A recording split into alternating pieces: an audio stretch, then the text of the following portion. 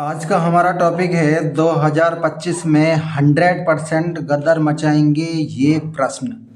और ये मेरा दावा है कि इस बार 2025 में 100% 10 क्लास के जो साइंस वाले क्वेश्चन हैं ये गदर मचाने वाले हैं। गदर ऐसा कि आप बस दांतों तले उंगलियां दबाते रह जाओगे। तो देखिए यहाँ इस कड़ी में हम शुरुआत करते हैं अपने इस 100% गदर वाले क्वेश्चन को। पहला क्वेश्चन हम लेते हैं, क्वेश्चन नंबर 1 जो हमारा संबंधित है प्रकाश का परावर्तन। प्रकाश का परावर्तन। और देखिए इस वीडियो को मिस मत करना, वरना वीडियो मिस करते हो तो आप अपना जो है स्कोर साइंस में कम कर जाएंगे। प्रकाश का परावर्तन डेफिनेशन की बच्चों यहाँ बात करते हैं। प्रकाश किरण का किसी चमकदार तल से टकराकर वापस अपने माध्यम में लौटना। और ये क्या कहलाएगा आपका? प्रकाश का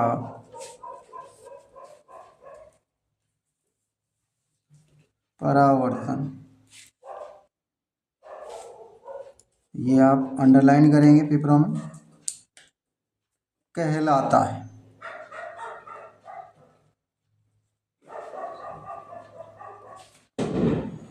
प्रकाश का परावर्तन कहलाता है। डेफिनेशन बहुत सूक्ष्म रूप में बताई है आपको बच्चों, और ये ऐसी डेफिनेशन आपको कहीं नहीं मिलेंगी। अब देखिए इसी में क्वेश्चन बनता है, प्रकाश परावर्तन के नियम। प्रकाश परावर्तन के नियम, इसे हम हेडिंग बना लेंगे। और देखिए ये प्रकाश परावर्तन के जो हैं 2 नियम हैं, तो लिखेंगे प्रकाश परावर्तन के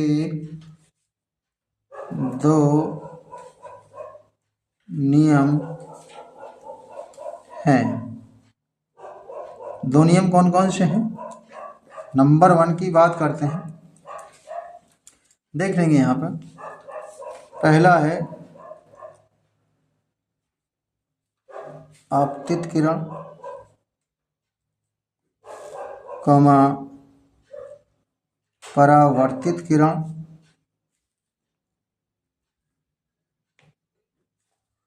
तथा आपतन बिंदु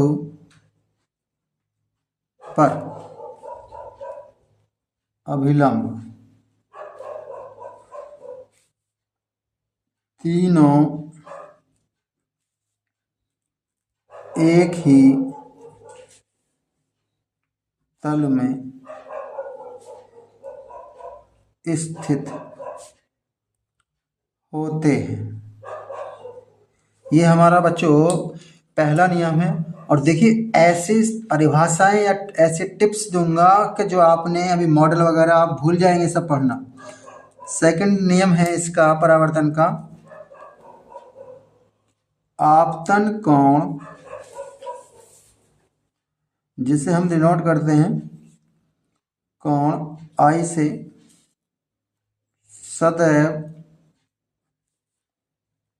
परावर्तन कोण, और इसे हम डिनोट करते हैं कोण आर। आपतन कोण सदैव परावर्तन कोण आर के बराबर होता है। अर्थात देखिए बच्चों, हम यहाँ पे कह सकते हैं अर्थात कोण आई जो है वो कोण आर के बराबर हो जाता है। तो ये हमारे प्रकाश के परावर्तन का सेकंड नियम है। दूसरे टॉपिक पे चलेंगे। यहाँ पर हमने पहला टॉपिक क्लियर कर लिया है।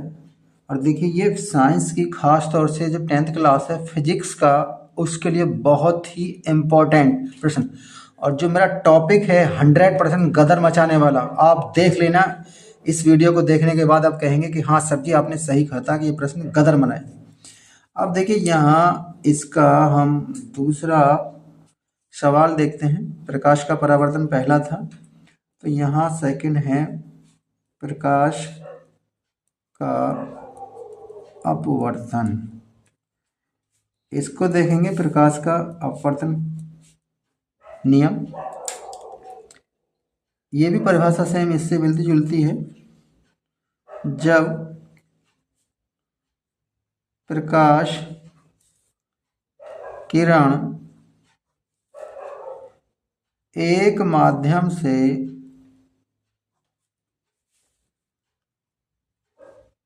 दूसरे माध्यम में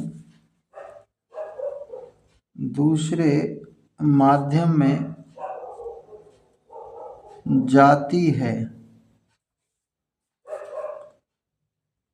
तो वह अपने मार्ग से कुछ विचलित हो जाती है। विचलित का मतलब हट जाना, विचलित हो जाती है। यह घटना जो है हमारा क्या कहलाती है बच्चों? प्रकाश का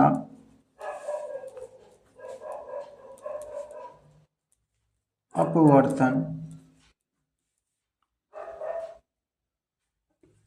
प्रकाश का अपवर्तन कहलाती है।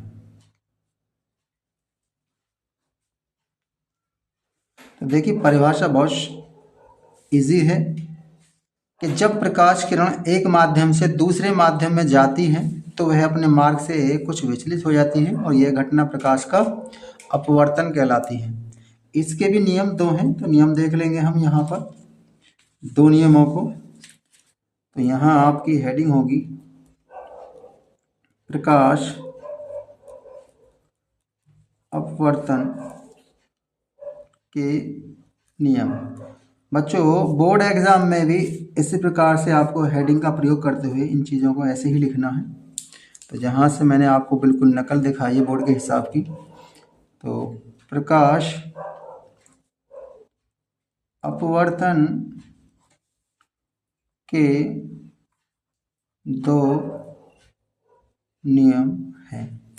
वो दोनों नियम क्या हैं देख लेंगे। फर्स्ट की अगर हम बात करते हैं तो पहला नियम जो है, तो देखिए परावर्तन में परावर्तित किरण थी पहले नियम में, यहाँ अपवर्तित किरण होंगी। तो इसका मतलब आपतित किरण कॉमा अपवर्तित किरण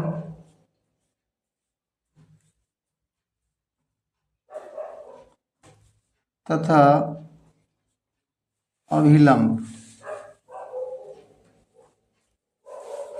तीनों एक ही तल में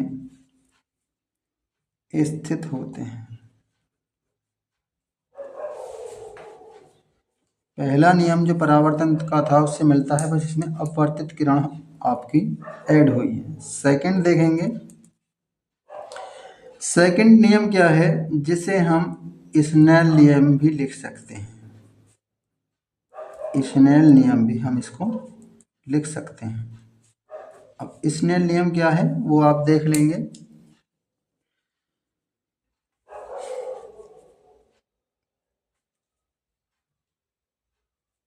आपतन कोण यानी आपका कोण आई होगा एवं अपवर्तन कोण, जिसे हम दिखाते हैं कोण आर, आपतन कोण आई, यहाँ पे कर लेंगे आपतन कोण की जया, एवं अपवर्तन कोण की जया का अनुपात एक नियतांक होता है। और इसी को हम क्या कहते हैं, स्नेल का नियम। यानी हम अर्थात में कह सकते हैं, देखिए आपतन कोण की जया, तो इसका मतलब साइन आई, अनुपात बोला है इसने तो बटे में किसका अनुपात, अपवर्तन कोण की जया, तो अपवर्तन कोण की जया होगी आपकी साइन आर बराबर एन। तो यहाँ से हमारा स्नेल का नियम का फॉर्मूला बन जाता है साइन आई बटे साइन आर बराबर एन। तो यहाँ ये दूसरा प्रश्न था हमारा। इस कड़ी में हम देखिए तीसरे जो अगला हमारा क्वेश्चन रहने वाला है बहुत इम्पोर्टेंट है वो भी। तो यहाँ थर्ड प्रश्न की ओर अगर हम चलते हैं तो वो दृष्टि दोष से संबंधित प्रश्न है, तो हम डाल लेते हैं दृष्टि दोष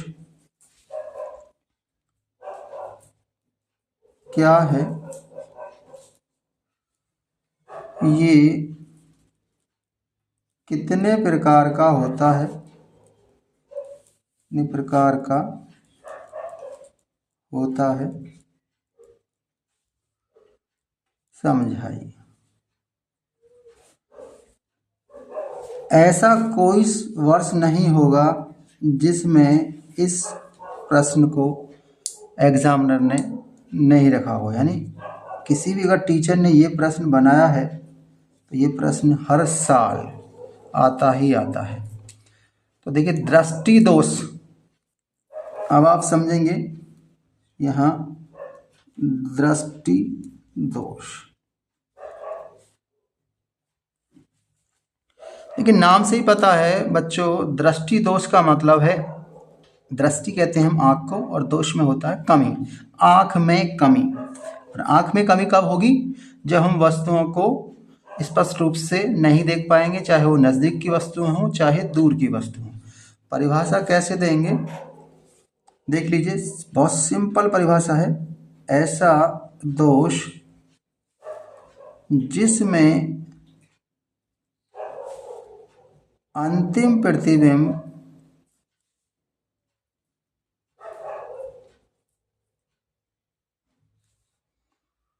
रेटिना पर न बनकर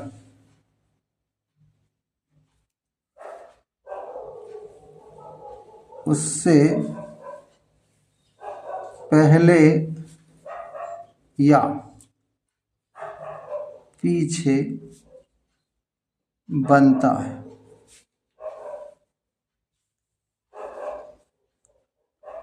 कॉमा लगा देंगे, यानी पहले बनेगा और या पीछे बनेगा, रेटिना पर नहीं बनेगा।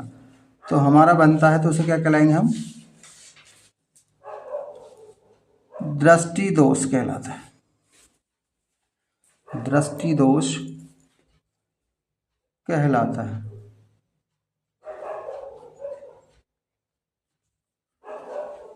देखिए अब डालेंगे दृष्टि दोष के प्रकार। दृष्टि दोष के प्रकार मैं बार बार आपको बता रहा हूँ कि वीडियो में लास्ट तक बने रहेंगे और वीडियो का आनंद लेंगे, और वीडियो आपको पसंद आ रही है तो साथ ही साथ कंजूसी ना बरत के उसे लाइक कमेंट्स देते रहेंगे।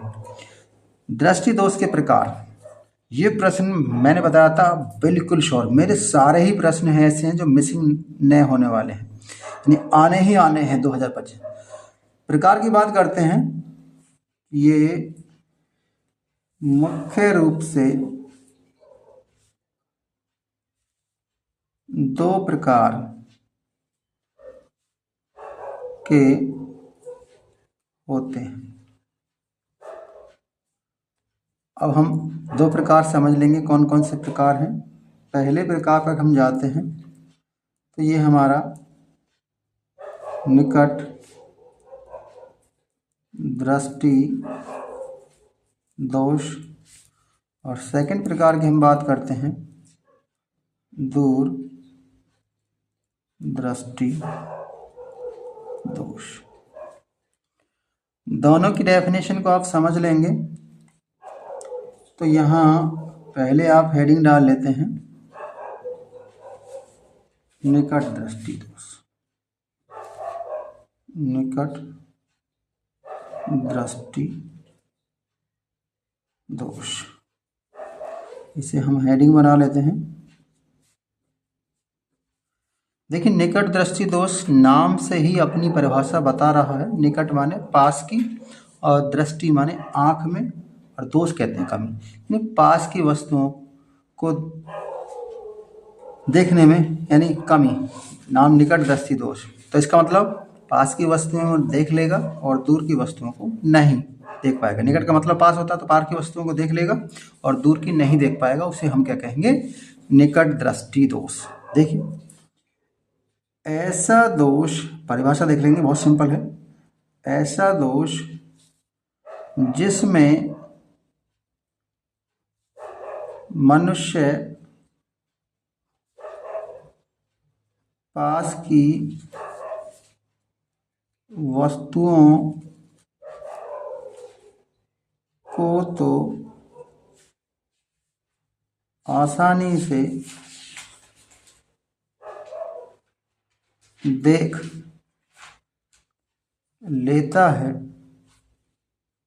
परंतु दूर की वस्तुओं को स्पष्ट रूप से नहीं देख पाता है, नहीं देख पाता है। इसका रीजन क्या होगा? इसका रीजन देखिए ये है, इस समय अंतिम प्रतिबिंब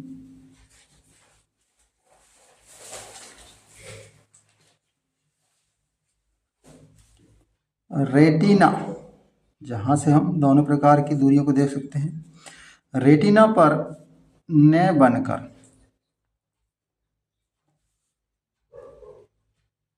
उससे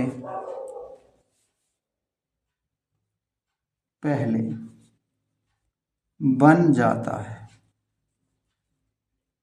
यानी इस दोष का एक तरह से मुख्य रूप से एक कारण है, यानी हम इसे कारण भी लिख सकते हैं।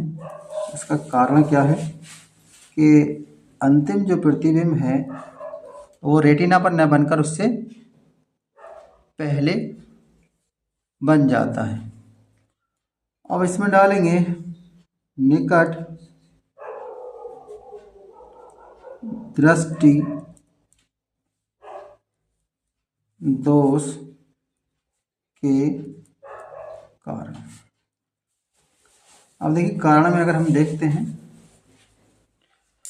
तो इसमें दो कारण हैं आपके। अब देखिए, जब निकट निकट के देखेगा, इसका मतलब फोकस दूरी आपकी कम होगी और वक्रता त्रिज्या ज़्यादा होगी। पहला कारण वही हो जाएगा,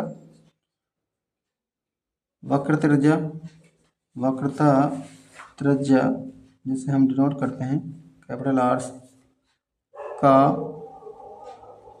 बढ़ जाना, जिससे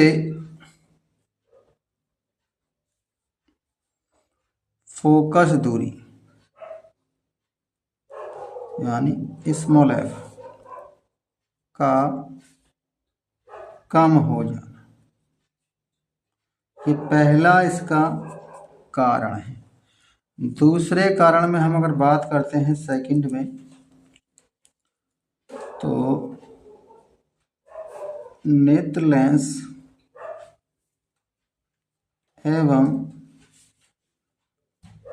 रेटिना के बीच की दूरी का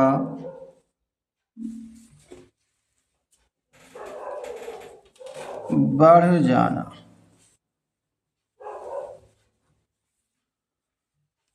तो ये हमारा इसका जो है दो कारण आपके हो जाएंगे। अब देखिए इसका निवारण कैसे करेंगे। ये तो हमने कारण बता दिए कि वक्रता त्रिज्या बढ़ती है अर्थात फोकस दूरी कम हो जाना। दूसरा कि नेत्र लेंस और रेटिना के बीच की दूरी बढ़ जाना। अब डालेंगे निवारण। निवारण के लिए क्या करेंगे, देखिए इसके लिए चित्र जो हैं आपको बनाने पड़ेंगे, वो आप बुक से बना लेना। तो निवारण में क्या होगा, निकट दृष्टि दोष के निवारण के लिए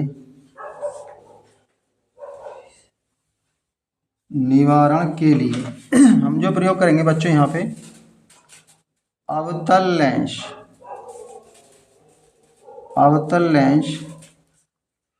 कौन सा लेंस, अवतल लेंस का प्रयोग किया जाता है जिससे अंतिम प्रतिबिंब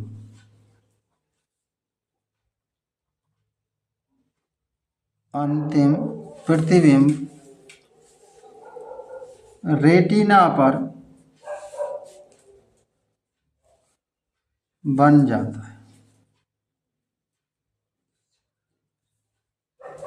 और व्यक्ति क्या होता है कि वस्तुओं को आसानी से देखने लगता है।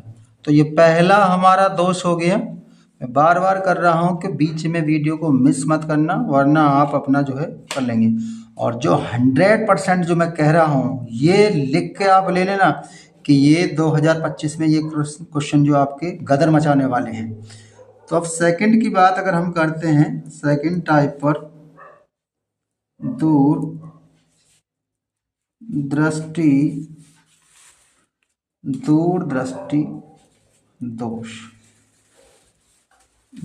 दृष्टि दोष आपका यहाँ से देखेंगे। दूरदृष्टि दोष ये नाम का ही कि इसमें दूर की वस्तुओं को देख लेगा, पास की वस्तुओं को नहीं देख पाएगा। तो परिभाषा से लिख लेंगे, ऐसा दोष जिसमें मनुष्य दूर की वस्तुओं को तो आसानी से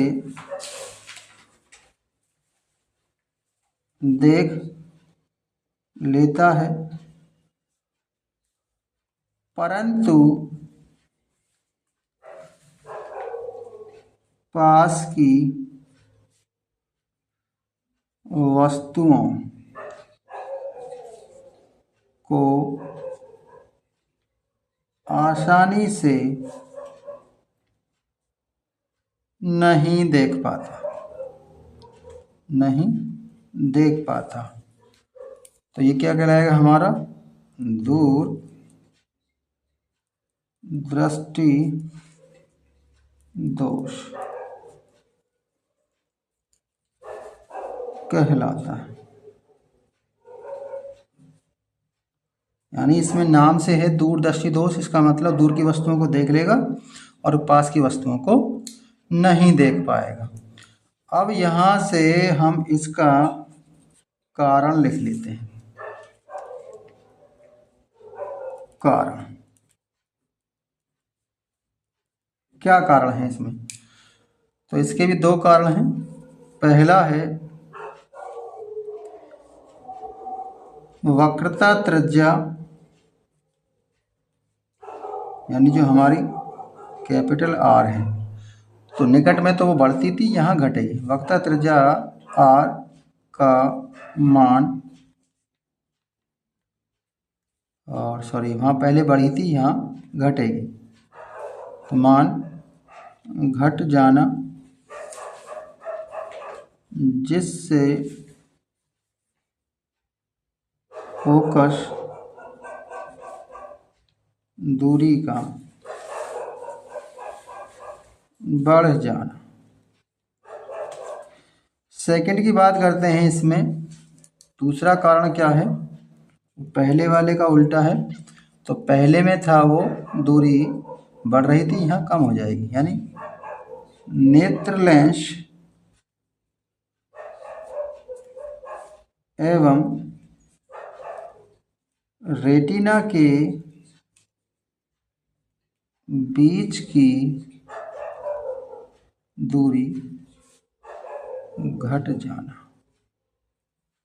तो यहाँ इसके बच्चों क्या थे, ये इसके कारण हो जाते हैं। अब देखिए इसका हम निवारण जो है कैसे करेंगे वो देख लेंगे। तो यहाँ अब देखेंगे, यहाँ पर हम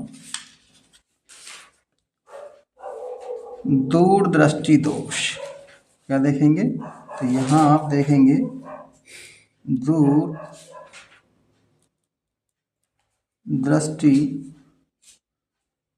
दोष का निवारण, ये हम ये हेडिंग डाल लेंगे, दूरदर्शी दोष का हम निवारण करेंगे। कैसे करेंगे निवारण वो देख लेंगे। तो यहाँ लिखेंगे इस दोष के निवारण के लिए हम बच्चों उत्तल लेंस का प्रयोग करते हैं। किसका? उत्तल लेंस का प्रयोग किया जाता है, जिससे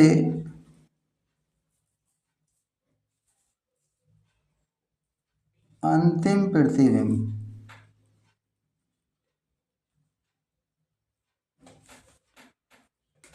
रेटिना पर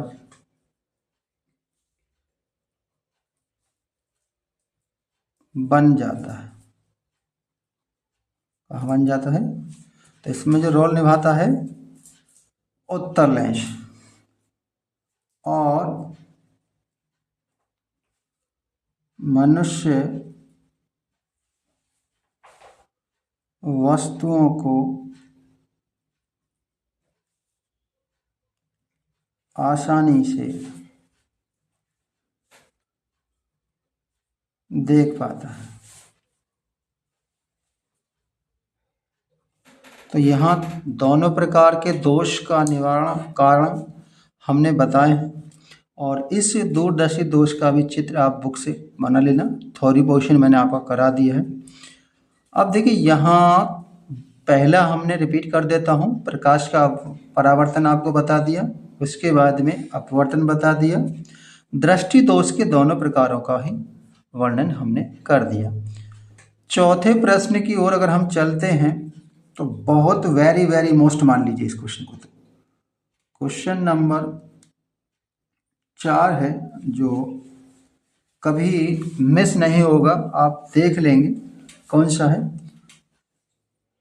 ये प्रश्न है ओम का नियम क्या है, समझाइए। ये भी प्रश्न आपका मिस नहीं होता। ओम का नियम हर साल आपको पेपर में, बोर्ड एग्जाम में मिलता ही मिलता है। देखिए इसकी भी डेफिनेशन हम बहुत सिंपल बताएंगे। तो ओम का नियम, ओम का नियम हम देखेंगे इसमें आपका देखेंगे इस नियम के अनुसार कॉमा आप लगा देंगे, इन्वर्टेड कॉमा भी हम शुरू कर देंगे। यदि किसी चालक की भौतिक अवस्थाएं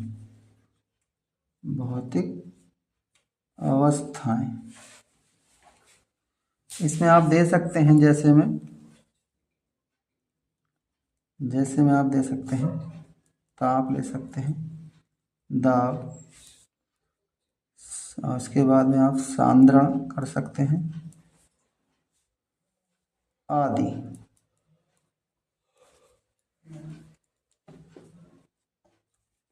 अपरिवर्तित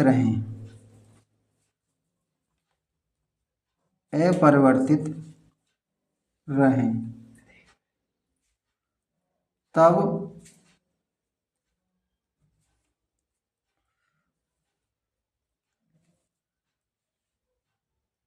चालक के सिरों के बीच विभवांतर, जिसे हम दिखाते हैं कैपिटल V, एवं उसमें बहने वाली धारा यानी स्मॉल I का अनुपात एक नियतांक होता है। ये हमारी परिभाषा है। इसे हम अर्थात में कह सकते हैं। यहाँ बोला इसने भौतिक अवस्थाएं अपरिवर्तित रहें, चालक के सिर विभवांतर एवं बहने वाली धारा। तो अर्थात में V/I बराबर नियतांक, और इसी को हम नाम दे देते हैं कैपिटल R। इसको हम बॉक्स में बंद कर देंगे, जहां R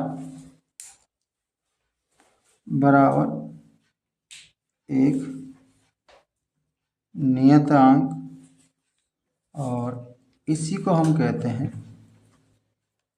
प्रतिरोध, और R का मात्रक जो है वो जो होता है बच्चों, क्या होता है हमारा, ओम हो जाता है। क्या हो जाता है? ओम। तो यहाँ से इस चीज़ को ये हम कर सकते हैं। अब देखिए यहाँ से तीनों के बारे में हम थोड़ा सा अगर देखें, नोटिस कर लेंगे, कुछ नोट हैं। पहला है V, दूसरा I और तीसरा R। यहाँ बारी बारी से हम इसको रख लेंगे। ये आपका विभवांतर जिसको नापते हैं हम वोल्ट में, दूसरा I ये धारा जिसको हम नापते हैं एम्पियर में, और तीसरा जो है जो मैंने ऊपर अभी दिखाया है प्रतिरोध, और इसका जो मात्रक है हमारा